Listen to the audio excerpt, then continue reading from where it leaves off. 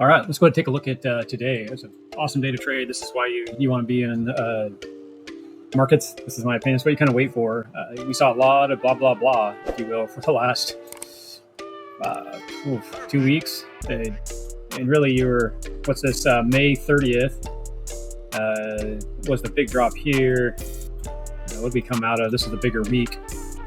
So we were up at the 110, and today so it's about $10,000 change. We had been waiting for this to kind of fall. If we go back, though, you can really just see we've been sitting in this little nothingness, really back into up in this range. So really, almost a whole month, we've just been kind of sitting sideways and playing with this upper area for a little while. And those are all little trades. We all talked about them. You can go back to mini recaps, and that's what we're always doing. That's why we analyze just a 12-hour window, and that's really the trading window that you want to be in the markets. And you're really waiting for something like this to happen, because we were testing this key level of support. We've been watching for this behavior to happen. We do have the bias indicator. I flipped that on and off through that time, and you can see that it kept on slowly building out. And then once we saw this daily flip bearish, even though the short terms were kind of going bullish, you're really at that point, the red flag is on. You're just kind of waiting for this kind of stuff. You see a run up, that's a false run. Run up, and you just got to be careful how you're trading so you don't get whipsawed out with some of that liquidation. But that's just kind of the stuff you keep on the back of your mind when you're trading. So today we did our normal daily analysis, figured out our key levels, support and resistance. That's what our indicator here does. Every day we put in the key levels.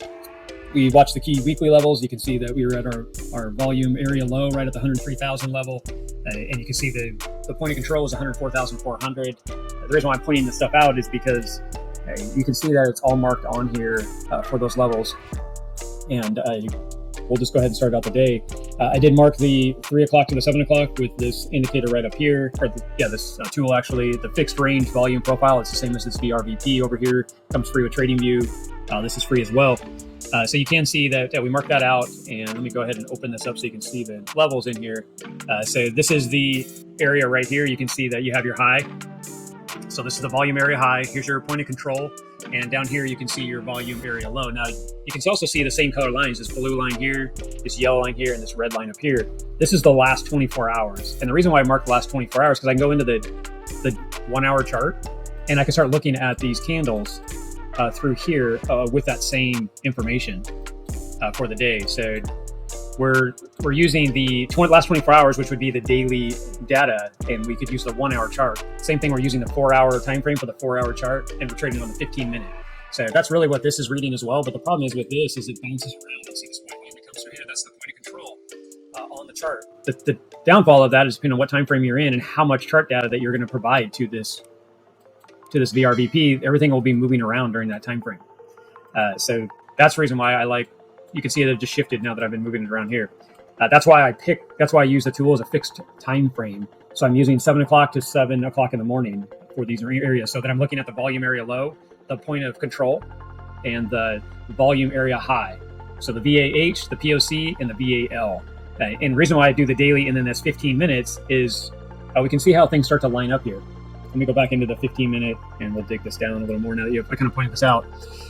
So one thing I'll open up, which I'll just click on.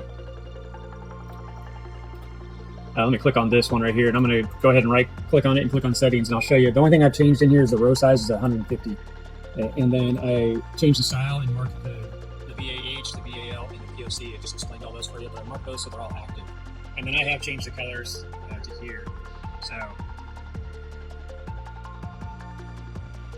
let's go ahead and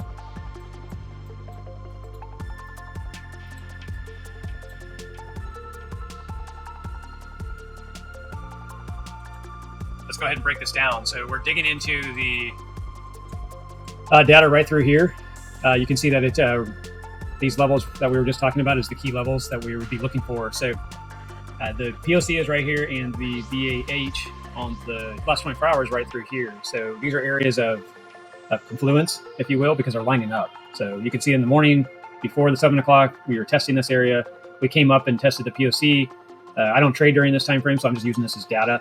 Then we had a hard volume up. Wasn't a hard move up, but there wasn't a lot of volume that started kicking in. You saw a little bit start to run up. And then right as it got to its last two candles right here where they kind of topped out, which you're also hitting a support area, you can see that we started to flatten out in volume. And then as we started to come back down, the volume kicked back up. So that was kind of your false breakout. So to kind of get clarity here, this should have ran up. And if this was going to keep running, we have to carry the main support area. So we've been looking right in this area, and because we're going to use these back levels. So worst case is right here. I drew it. This should have been the hold zone. So this came up, bounced right here, and then we should have saw it kind of trade here, and that would have been we to look for an entry. But we didn't. We can see us came right back down very aggressively, very hard, high volume kicked in. And so now you're breaking through all these key levels that I just explained to you for the last couple minutes. And I'm sorry if you had already left the video, you're probably missing out on a lot of good stuff, but glad you're still here if you are. We broke back through these key levels, and then we found a bottom right through here. The energy was brought back in, the volume was brought back in, and you can see buyers are pushing up, pushing up, pushing up. So if they're going to push this back up, we need to see this come back up through here with volume and then re-rest on this main area up here. So if you're going to be taking a trade, you can see this is where I entered the trade. Ideally, the reason why I got in here because we were backtesting right through here on the VALs on the 24 hours of daily and this last 4-hour period, the 3 to 7 o'clock, 3 o'clock, 7 o'clock. So you can see that we were testing right in this area. So I went ahead and started getting in here as it started to reject down. But you can see I ran my stop up here because I wasn't sure if we were going to create a flag, which you can see I drew it on here. I'm in the 5 minute during this time frame. And then you can see here is your target if it breaks out. And we need to see this clear this area, which is right back here. It's amazing how it lined up with your last 24 hours from 7 o'clock to 7 o'clock, 7 a.m. to 7 a.m. On the point of control. We got rejected. We couldn't get up to that key level. We were rejected in this key area. And that, if you wanted a prime entry, that's what you would be looking for. All breakdown. So that would have been your prime entry into the trade there. As you can see, I didn't quite get that. But I went ahead and stuck to it. Now, if it started to do what I just explained, this is where I would just exit my trade because that means the bulls got back into charge and they're going to start to show that they're going to run this. And if that's the case, I obviously want to change my trade mindset. But since I didn't, we started to roll back over. Of course, I'm going to let it ride. And then you can see we just started to break down. And at this point, I actually took it off right in this range as we broke through this major area of support. This is your weekly candle low. So this is where it wicked down last week. You can see we struggled in this area. We held it as support. Then we kind of started to break through it, back tested it, classic bulls in charge. And then we ran on down to lower levels. As we broke back through, I went ahead and took this trade right here and took it off on the 3 to 1. So it was a quick trade, just mainly because I couldn't watch price action as good as I wanted to. So that's about it for the trade. Now, if you use the 5 minute for the information we're looking for taking the trade off, I'm going to point this out real fast. We're going to go back to where that entry was. This is why I took the entry, because we had rejection on the 21. So that's why I got into this trade. And then I could see that things were starting to show reversal. And that's where I got a little like, okay, what are we going to do? Where's it going to go? And that's why you saw me draw this on here. Once I saw this roll back over, we started to show down, and we never got a 30 to cross over that 50 on the moving averages. I knew we were more likely going to run down, so that's why I was holding my trade. I was going to watch to see how we tested this 21. Obviously, we broke through, and at that point, I was just monitoring the trade. I decided to get out on key levels. The one thing that we talk about, though, is using the 21 break. So as you can see, the 21's coming down. Price action did back up against it during this major bounce zone, which is that weekly low candle. We tested the 21, and then you can see us breaking down. So what are we waiting for? Is it to come back up through the 21, which if you wanted to really trade and manage your trade, if you had the ability to, like I said, I wasn't available.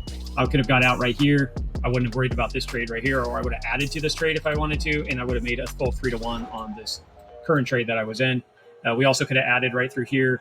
I wouldn't have worried about this as much. I could have added to this trade as we broken down and built this a little bit more into this trade and ride this on out as well. So that's about it. That's showing you price action, how to use it, how to use the tools, break it down. The only trick is that we have used, and I'm not showing you right now, is we also use the trading AI. You can ask it prompts, you could ask it for levels, you could have structured this up, which that's what we do throughout the day. And that's what we're going to actually start to show you as we start to go forward of how we use AI to use it as a trading assistant and show key levels in support and volume, you can teach yourself quite a bit. The other thing is our AI that we use that has prompts that help us teach you as well. So you can cut the learning curve very quickly by using AI tools. So you're not asking it where to get in, where to get out, and how to trade. What you're doing is you're talking to it and look for key levels, just like I'm showing you guys today, and explain it to you guys as well. So that is about it. We'll go ahead and see. We did hit the key level support. Now we're going to see if we have a little bit of recovery. Right now, though, be careful. A lot of the bulls are out of the arena, if you will. The bears are in. It is going to have to go through a lot of major resistance now, if you will. It used to be support to show that the bulls are back in charge. So we're going to have to kind of watch. We're probably going to see a bounce here, and the longer time frame should see rejection. That 4 hour would be a key area on its 200 moving average. So that's about it, guys. Like and subscribe. We'll talking to you for Friday recap, and we'll go from there. Thanks, guys. Talk later.